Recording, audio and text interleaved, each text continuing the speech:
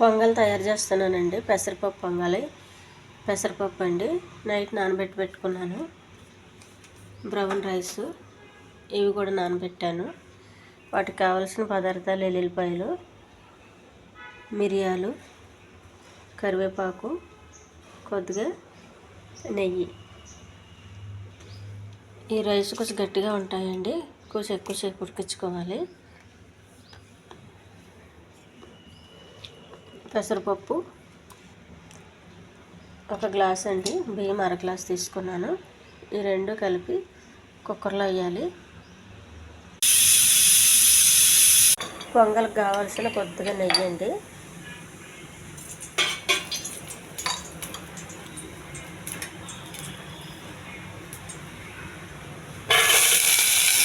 వెల్లుల్లిపాయలు ఎక్కువ ఉండాలి.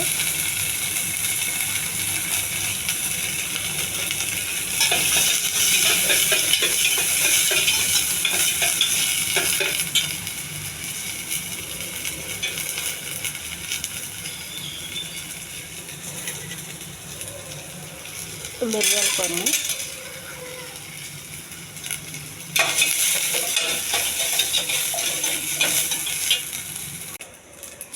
కరివేపాకు,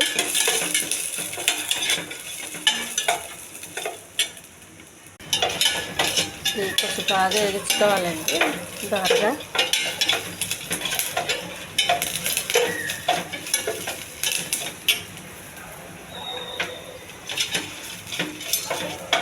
ఇలా వేగించుకొని వేసుకుంటే కరకరలాడితే బాగుంటాయండి. అన్నంలో కలిపి వేస్తే మెత్తగా అయిపోయి బాగోవు. అందుకని నేను ఎలా తాలింపు వేస్తున్నాను. మెత్తగా చేసుకున్న పొంగలండి తాలింపులో వేసేయాలి. మెత్తగా ఉండి జీర్ణం అవుతుందండి బాగా.